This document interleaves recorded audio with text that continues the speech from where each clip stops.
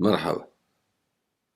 بديع الزمان في هندسة الدول والبلدان. هلا بدنا نحكي على هندسة الدولة السورية، حكينا على فيزيولوجيا الدولة السورية. هلا حكينا لكم سابقا انه كيف يعني بتكون الدول، شو السلطات اللي فيها، كيف تشتغل مع بعضها. حطينا لكم خريطة وقلنا لكم ان جهاز امن الدولة هو المكلف بالحفاظ على امن الدولة، على كيانه، على أمن الدفاع عنها كدولة، مش كشخص كفرد. في النهاية كفرد، بس كفرد وين عايش؟ بدولة. إذا ما في دولة بتسود الغاب، بصير في مثل ما صار بسوريا. هلا نحن عندنا بسوريا ما في دولة، ولا في مؤسسات، ولا في قضاء، ولا في جيش، وفي عصابات جريمة، في احتلالات، في منظمات إرهابية، في منظمات تقسيمية، في كذا، في حالة. إذا نحن ما نبي حالة دولة، لأن إذا غيرنا السلطة خلاص تغيرت. لا، نحن بدنا نعيد بناء هذه الدولة من الصفر. م? بدنا نعيد بناء من الصفر، وبالتالي نحن عندنا الوضع يختلف. وبما أنه، اسمعوا منيح، وبما أنه تقرر يكون عام 2025 عام بداية الحل في سوريا، فنحن صار لازم نحط خطة ليش وكيف وشو الوضع القانوني وكيف لازم نشتغل. بس مبدئيا ما عندنا دولة إذا غيرنا سلطة أمنا شخص، حطينا شخص تتغير. عرفتوا شلون؟ وما عندنا مؤسسات تخضع للقانون، ما في دستور حدا بيخضع له. في عصابات جريمة، عصابات إرهاب، عصابات تطرف، سلطات أمر واقع، وحالة من الفوضى الهائلة. إذا نحن عم نشتغل عم نشتغل من الصفر، من شعب مشرد، بلد محطمة، اقتصاد مدمر، احتلالات إلى آخره، صراعات. عم نبني، نعيد بناء الدولة والمجتمع كله قاطبة. إذا مهمة صعبة جدا اللي احنا رح نشتغل عليها. طيب، نشوفوا الحلقة اللي قبل هيدي، فيزيولوجيا الدولة أو فيزيولوجيا السياسية. عرفتوا كيف؟ وهلأ رح نحكي على خطة الحل في الجمهورية العربية السورية. ليش قلنا الجمهورية العربية السورية؟ لأنه هيك مسمات في الأمم المتحدة، وهيك معترف فيها. وكلمة العربية هي يعني مستمدة ليست من أيديولوجيا، هي مستمدة من تاريخ. إنه اللغة العربية لغة محكية ومعتمدة في هذه الدولة من 2000 سنة، مو جديد يعني. ما هي شيء جديد أحدثناه نحن، أو أحدثوا البعث، أو أحدثوا إلى آخره. اسمها الجمهورية العربية السورية بموجب اعتراف قانون الدول، قانون الأمم المتحدة. رح نبلش بالتوصيف القانوني للوضع الراهن. الجمهورية العربية السورية دولة ذات استقلال وسيادة معترف بها من قبل الأمم المتحدة وعضو مؤسس فيه. طبعا حدودها تعرفوها. ولا تقبل طبعا التقسيم إلا بقرار من الشعب السوري. والشعب العربي السوري له حق تقرير المصير على أرضه بموجب ميثاق الأمم المتحدة ذاته، بما في ذلك حقه في اختيار السلطة التي تحكمه. وهي كدولة يعني سوريا ملتزمة بالقانون الدولي الذي يعتبر فوق دستوري، بما في ذلك احترام الاتفاقيات الدولية، يعني جرائم الحرب والجرائم ضد الإنسانية وكذا وإلى آخره. اتفاقات دولية يعني فوق ديك. وحقوق الإنسان اللي يعتبر من ميثاق الأمم المتحدة اللي موقع عليه سوريا. يعني ما بصير يطلع دستور بسوريا مخالف للميثاق اللي موقع عليه. عرفتوا كيف؟ يعني الدستور السوري مقيد بالقانون الدولي. ومكافحة الإرهاب طبعا والجريمة والى آخره. تسلطت على سوريا اللي معترف فيها واللي كذا واللي إلى آخره بحدودها، واللي كان فيها السلطة إلى حد ما يعني شبه ديمقراطية. تسلطت على سوريا سلطة انقلابية فاسدة مستبدة عسكرية طائفية، ما عملت سوريا مزرعة، كل هالحكي بتعرفوه. وقامت بقتل وقمع الشعب وتهجير الشعب السوري الذي سار عليه. وارتكبت جرائم الحرب والجرائم ضد الإنسانية على نطاق واسع، بما في ذلك الكيماوي والبراميل. واستخدمت ميليشيات وجيوش احتلال أجنبية لقتال الشعب. وتدخلت دول ومنظمات عديدة في الصراع، ومعظمها منظمات جريمة وإرهابية وعنصرية تريد تفكيك كيان الدولة وبناء دول إرهابية عليها، منهم داعش ومنهم قسد ومنهم البيكيكي. وتحولت سوريا وميليشيات إيرانية طبعا، وتحولت سوريا لساحة مفتوحة للجريمة والإرهاب والإفلات من العقاب، ومصدر للعنف والإرهاب والمخدرات مصدر.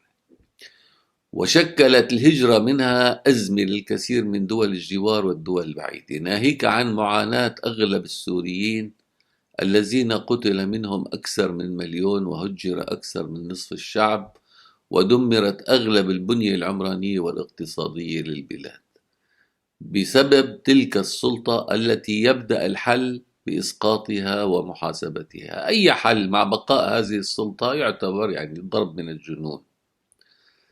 هلا بتحججوا انه ما في مؤسسات دولية لا لها السلطة ولا لغيرها.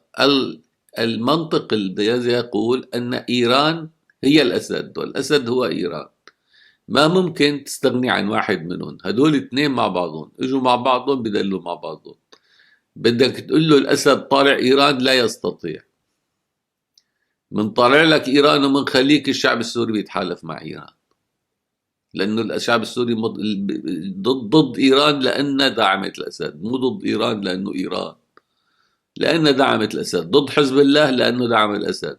ما عندنا مشكلة مع حزب الله ولا مع إيران، لولا ما دعموا الأسد واحتلونا ما عندنا مشكلة معهم. مشكلتنا نحن بالأصل هي مشكلة مع الأسد. فالدول اللي بدها تخلي الأسد لحتى تجبرنا نحن نتحالف مع أعدائها، فهذا الخيار شيلون. تشكل التحالف الدولي لمكافحة الإرهاب وباشر عمله عسكري عام 2014، وصدر عن مجلس الأمن عدة قرارات هامة تخص الحل في سوريا، وأهمها بعد استخدام الكيماوي القرار 2118 عام 2013 الذي نص صراحة على تطبيق كافة بنود بيان جنيف واحد وخطته التنفيذية المتضمنة إنشاء سلطة انتقالية تحقق بنود محددة في القرار في البيان يعني. ثم أتبع هذا القرار بعد التدخل العسكري الروسي لدعم النظام وميليشيات إيران جويا عام 2015 أتبعه بالقرار 2254 الذي أكد على وحدة واستقلال سوريا وعدم الاعتراف بأي سلطة قائمة ضمنيا، عندما كرر المطالبة بتشكيل سلطة انتقالية تعيد للشعب السوري أرضه ودولته وتمكنه من إعادة بناء وطنه عقديا وسياسيا وقانونيا. وبالرغم من أن القرار 2254 قد أعطى مهلة أشهر للتنفيذ، لكنها يعني 6 أشهر بالأول بعدين قالوا سنة و6 أشهر، مهم، لكن الخلافات الدولية حالت أمام ذلك 10 سنوات حتى احتدمت الصراعات الإقليمية والحروب عام 2024 في الشرق الأوسط كله. وفرضت هذه الحروب على التحالف الدولي التدخل لفرض الحلول في سوريا ولبنان على الأقل، بما في ذلك سوريا، تجنبا لصراع عالمي أوسع وأخطر. إذن الحفظ على الأمن والسلام العالمي يتطلب تدخل دولي. وتقرر اعتبار عام 2025 هو عام بداية الحل في سوريا ولبنان، الذي قد يحتاج تنفيذه كاملا. كل الحل يعني بترجع سوريا تستقر قد يحتاج لسنوات، لكن البداية هي عام 2025، وإذا شاطرين تنفذوه بسنتين أو 3. وأن يكون هذا الحل وفقا للقرارات الدولية وبالتنسيق مع التحالف الدولي الذي اعتمد الجهاز السوري لمكافحة الإرهاب كجهة ممثلة للدولة السورية أمامه، والمكلف بتنفيذ القرارات الدولية عبر تنظيم وإدارة قدرات الشعب السوري، وبما يحقق أهدافه يعني الشعب وطموحاته، ويضمن الوفاء بالتزامات سوريا الدولية، لأن النظام ضرب عرض الحائط بكل القرارات الدولية، والمعارضة صارت عميلة للدول الأجنبية. حالة الفوضى والفشل وتحكم العصابات التي طغت على سوريا وشملت تفكك النظام المجرم لعصابات شبيحة والتدخلات الأجنبية العميقة، يعني كان ميليشيات واحتلالات وحزب الله وحشود وحرس ثوري، ولا جيش احتلال تركي، ولا جيش احتلال روسي، ولا جيش إيراني، ولا جيوش تانية، ولا إلى آخره. يعني هذا هو. والاحتلالات وقيام سلطات أمر واقع مجرمة وإرهابية.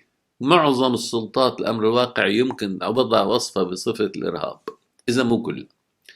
وخضوع المعارضة السورية للدول والمنظمات الإرهابية وللدول المتدخلة هي من فرضت اعتماد هذا الجهاز ليعمل باستقلال وبعيدا عن كل تلك السلطات. ليش جهاز أمني بالذات؟ لأنه مثل ما قلنا لكم هو أساس الدولة.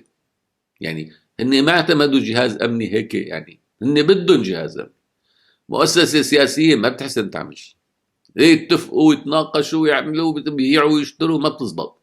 بدها جهاز بهم ركز فقط على الدولة، كيان الدولة، حفظ الدولة، كيان الدولة، بناء الدولة. بدهم جهاز أمني. لقوا هذا الجهاز عم تعاونوا معه لمكافحة الإرهاب، لقوه فعال وقادر ودربوه، فاعتمدوه ليصمم بناء الدولة. استعانوا بخبرات سياسية لحتى يعني يتعاملوا مع المجتمع. منها له هيئة يعني مكتب سياسي، ولحتى ما يكون الشعب بعيد عن العملية وما يكون مراقب، عملنا هيئة الرقابة الشعبية لتدل حاضرة، تحضر الاجتماعات وتحضر النقاشات وتحضر التصاميم ليدل الشعب صوت. لأنه ما فينا ننتخب هيئة ممثلة حقيقية للشعب، على الأقل تمثيل يعني رمزي أو تمثيل يعني اعتباري. اعتمد هذا الجهاز، جهاز مكافحة الإرهاب، ليعمل باستقلال وبعيد عن كل تلك السلطات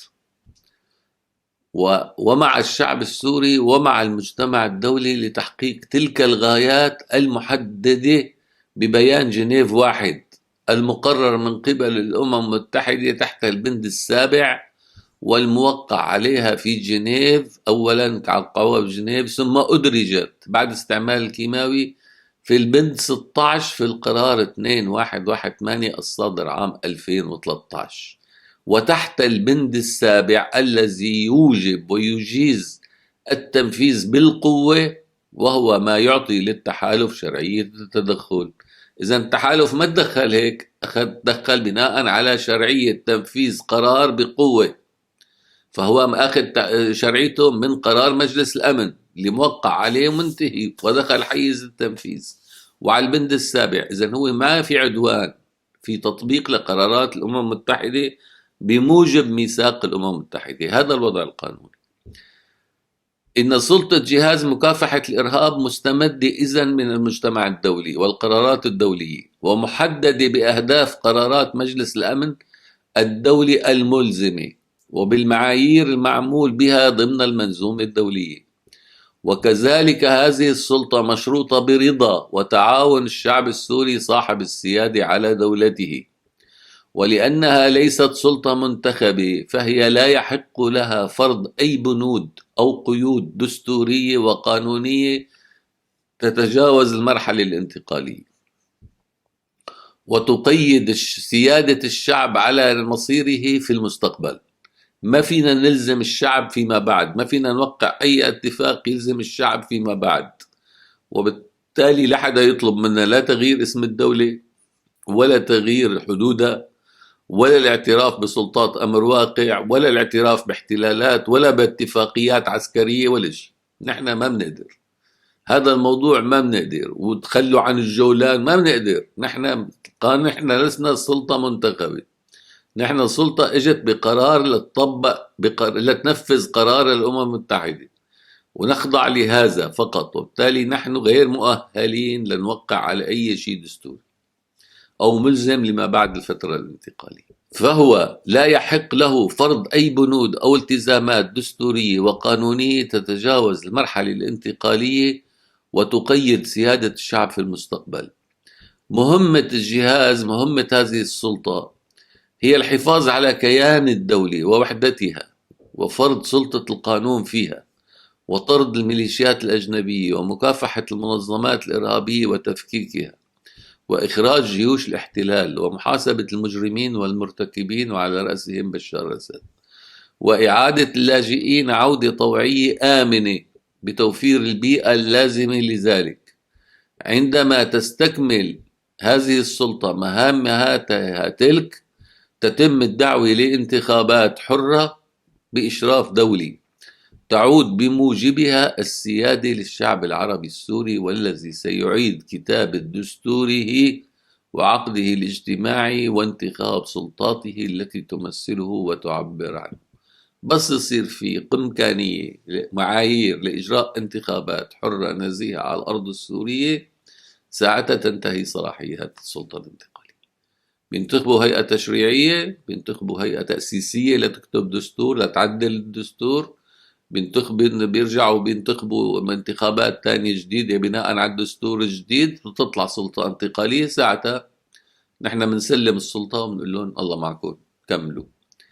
لا توجد في الدولة السورية مؤسسات حاليا ولا في المعارضة يمكن الاعتماد عليها، لذلك فعملية بناء سلطة انتقالية ستبدأ من الصفر ومن تحت لفوق، ولكون كامل الأرض السورية محتلة من قبل عصابات وسلطات إجرامية، توجب تحرير قسم من الأرض للبدء بالبناء عليها.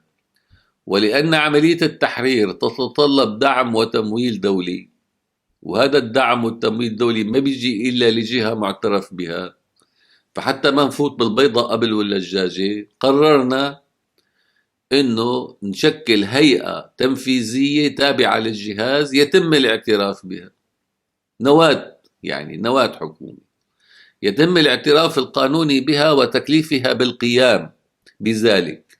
يعني هي اعترف فيها، بتتكلف هي تقوم بعملية شو بناء سلطة انتقالية على الأرض، يعني التحرير وبناء المؤسسات.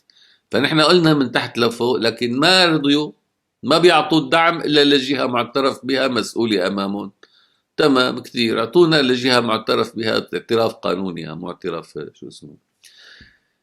لذلك وتحضيرا لمباشرة الحل في العام القادم إن شاء الله، قرر الجهاز السوري لمكافحة الإرهاب توسيع مؤسساته لإيجاد نواة لمجلس عسكري ونواة لحكومة تنفيذية. إذا نحن كجهاز هلا بنشرح لكم البنية. حكومة مديرين، يعني حكومة تصريف أعمال، مش حكومة سلطة سياسية، مش فيها وزير بمعنى وزير، فيها مدير عام. مدير عام، حكومة تصريف أعمال ما بتاخذ قرارات سياسية، قرارات سياسية مأخوذة من قبل الجهاز الخاضع لقرارات الأمم المتحدة، وبالتالي ما في اليوم سياسي، في تنفيذ سياسي محددة القرار الدولي، مو أنا.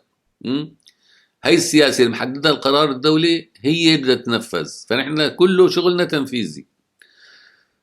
إذا لكي تحصل على الاعتراف القانوني الدولي كسلطة انتقالية وتتلقى الدعم لتباشر عملها، عندها سيتمكن، يعني بدنا سلاح وبدنا مصاري وبدنا مؤسسات وبدنا نفوت نحرر الأرض، عندها سيتمكن الجهاز السوري لمكافحة الإرهاب المباشرة في عملية التحرير، انتشار الأمني ثم العسكري، والبدء بالمنطقة اللي هو بيختار، والبدء ببناء المؤسسات اللازمة على الأرض. بعد ما نحرر الأرض نبدأ ببناء المؤسسات اللازمة على الأرض، ولا للحكومة اللي قاعدة برا، النواة الحكومة تفضلوا على جوا بنوا مؤسساتكم، صار عندكم أرض، صار عندكم كذا، صار عندكم بنية تحتية، صار عندكم تشتغلوا. إذا البناء المؤسسات اللازمة لها لازمة لعمل تلك الحكومة على الأرض المحررة تباعا وبتتوسع في سياق عملية تفاعلية. يعني أنا بعت لك ناس تدير، لكن إذا كان ما عرفوا يديروا دغري بغيرون. يعني ما هيدي مو ثابتة، ما بعت لك إياهم فرضته نزلته بمظلة. هو عم يبني المؤسسة، طلع ناس أشطر منه، بتطالع واحد من الناس اللي تحت، وبالتالي هي عملية تفاعلية خاضعة للتقييم والإعادة البناء المستمرة. إذا خاضعة للتقييم والتعديل المستمر وفقا لما تتطلبه الظروف ونجاح العمل. الخطة طبعا حطيناها هون. في عنا قلنا التحالف الدولي، قرارات مجلس الأمن، التحالف الدولي في سياسة واضحة ببيان جنيف واحد، الجهاز السوري مكافحة الإرهاب بده يحققها: محاربة الإرهاب، محاربة الجريمة، إطلاق سراح المعتقلين، عودة اللاجئين، تحقيق العدالة، حرية الشعب، كل هذا، خروج الميليشيات إلى آخره. إذا هو بده يعيد بناء الجمهورية العربية السورية وفقا لقرارات التحالف الدولي. فإذا من يمثل السيادة السورية هو الجهاز السوري لمكافحة الإرهاب. طيب شو عندنا هلا نحن؟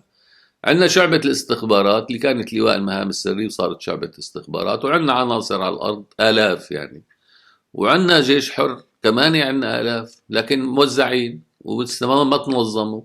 ففي شعبة استخبارات وفي جناح تنفيذي كبير، في مكتب سياسي وفي رصيد شعبي كبير إلنا، وعندنا تواصل مع كل الناس وعم نحكي ونشرح مع الناس ونحن متفاعلين مع العالم، وعندنا هيئة الرقابة الشعبية اللي عم تتبنى الحوار مع الناس وعم تتبنى نقل مطالب الناس وآراء وأفكارها.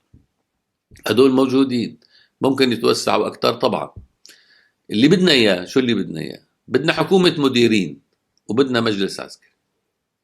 الجيش الحر حتى يتوسع بدنا نعمل له مجلس عسكري، وبدنا نوسعه ونضم فصائل، وبدنا مكتب للدفاع المدني، وبدنا مكتب لتفتيش الدولة، ومكتب لتخطيط الدولة يتوسع بالنهاية يصير هيئة.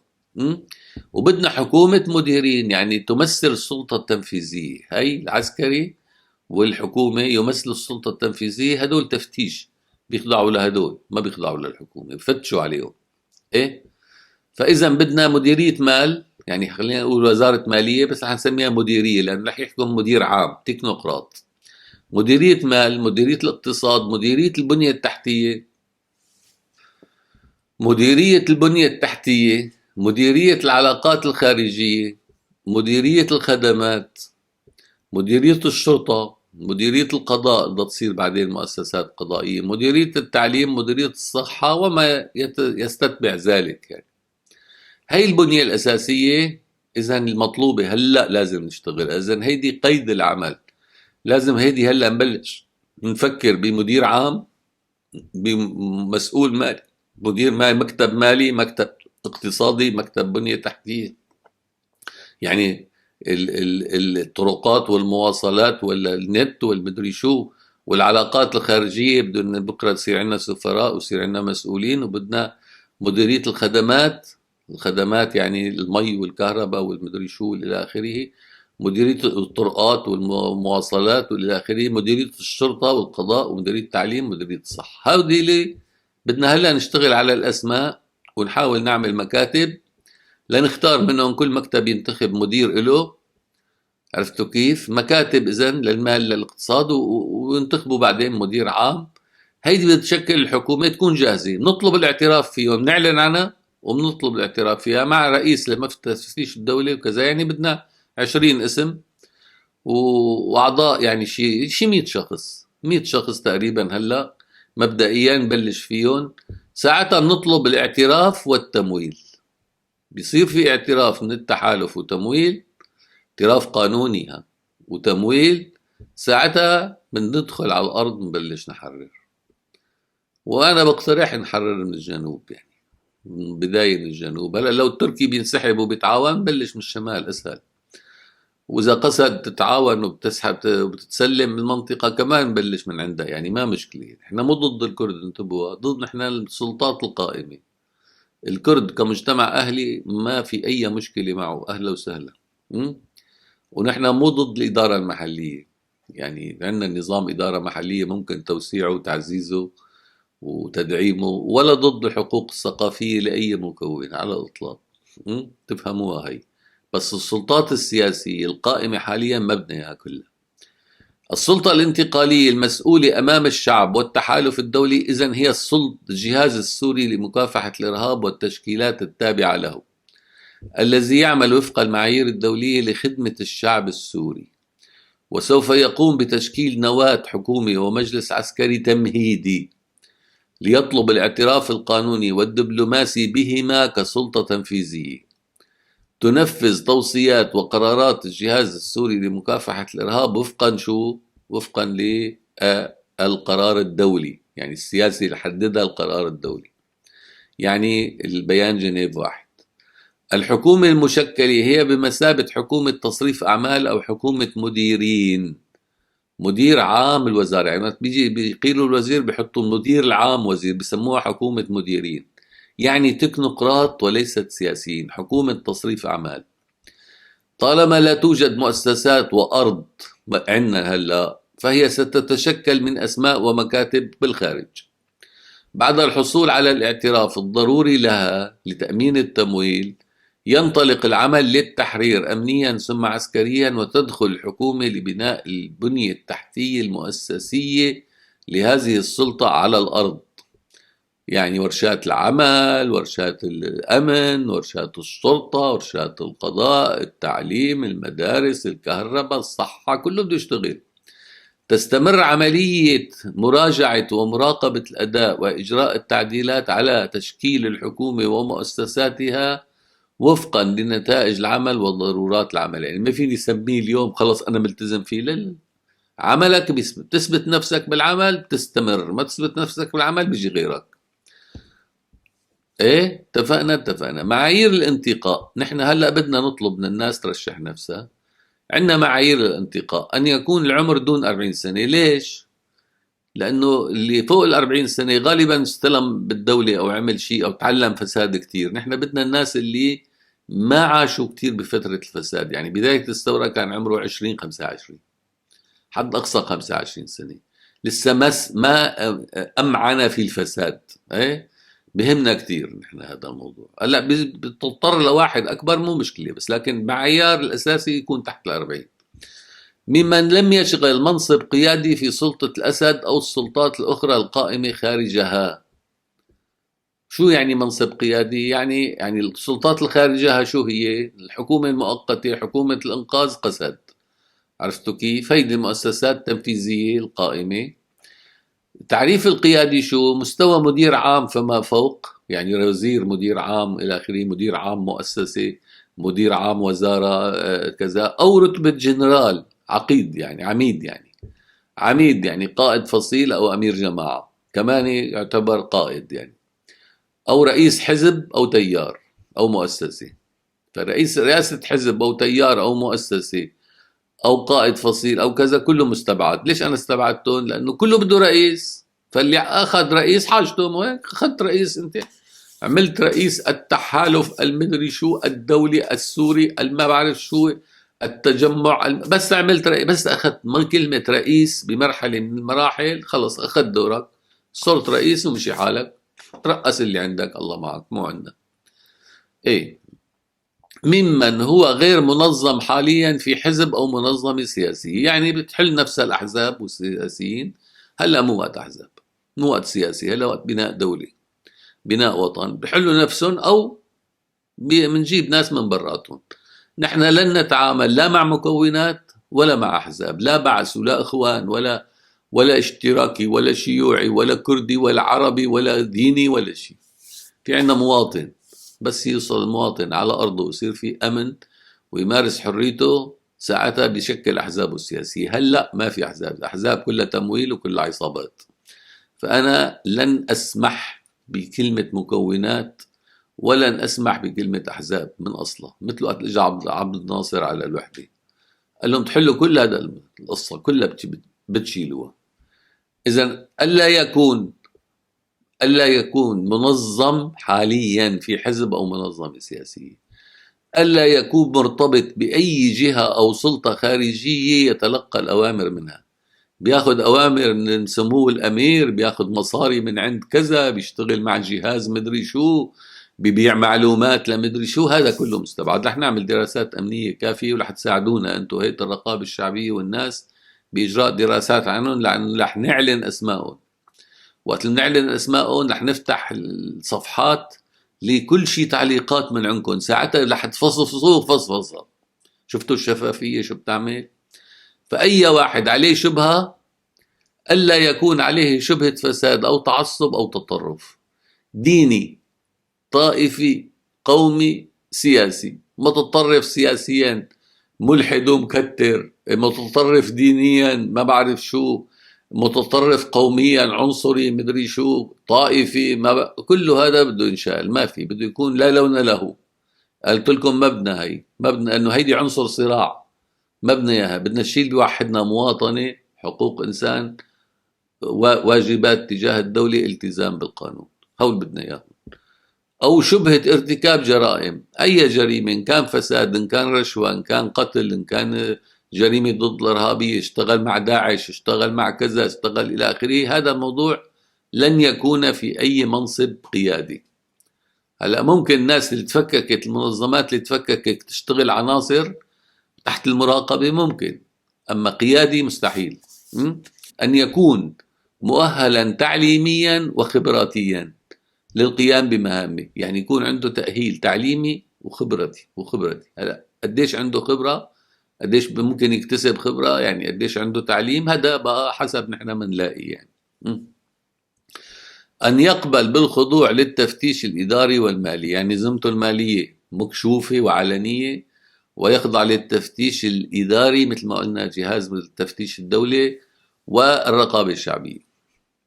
ما في عندنا شيء بقى مخبى على الشعب، كل قرش بينصرف بنعرف لوين راح، كل شيء صار بنعرف.